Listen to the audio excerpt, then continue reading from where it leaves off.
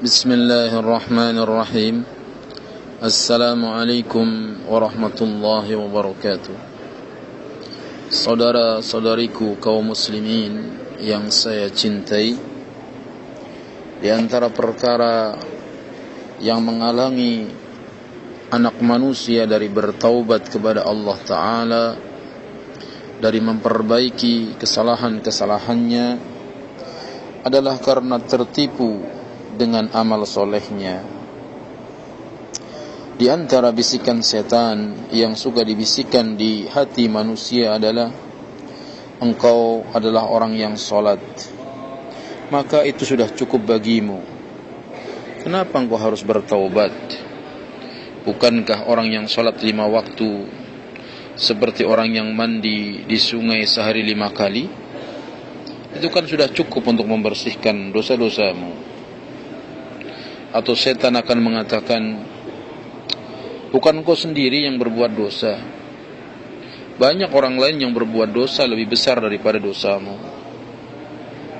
Atau setan membisikkan, engkau kan orang yang baik, tidak pernah mengganggu tetangga, engkau penyayang kepada anak kecil, engkau suka menolong fakir miskin, engkau suka mencintai perbuatan baik, dan lain-lain. Setan membisikkan di dalam hati manusia agar dia tertipu dengan amal solehnya, sehingga tidak lebih semangat dalam beribadah, tidak segera bertaubat. Padahal Allah Subhanahu wa ta'ala berfirman, afa aminu makrallah fala ya'manu makrallahi illa alqawmul khasirun. Apakah mereka merasa aman dari tipu daya Allah? Maka tidak ada yang merasa aman dari tipu daya Allah kecuali kaum yang merugi. Quran surat Al-A'raf ayat 99. Saudaraku yang saya cintai, amal soleh yang telah kita kerjakan belum tentu diterima oleh Allah Subhanahu wa ta'ala. Siapa yang menjamin kalau amal kita sudah pasti diterima? Oleh karenanya Fadalah bin Ubaid radhiyallahu anhu berkata, sungguh kalau aku mengetahui dari Allah bahwasanya Allah telah menerima walaupun sebesar biji sawi kebaikanku, maka itu lebih aku cintai daripada dunia dan seisinya. Jadi kalau sudah tahu satu saja amalku sudah diterima oleh Allah, itu lebih aku cintai daripada dunia dan seisinya. Karena Allah Subhanahu wa ta'ala berfirman, innama yataqabbalullahu minal muttaqin. Karena Allah hanya akan menerima dari orang-orang yang bertakwa. Quran surat Al-Maidah ayat 27. Lihatlah, seorang sahabat merasa belum yakin kalau ada amal yang diterima oleh Allah Subhanahu wa ta'ala. Lalu bagaimana dengan kita? Apa kita sudah memastikan amal kita pasti diterima? Sungguh itu adalah orang yang tertipu. Allah Subhanahu wa ta'ala berfirman dalam surat Al-Mu'minun ayat yang ke-60, walladzina yu'tuna ma ataw wa qulubuhum wajilatun annahum ila rabbihim raji'un.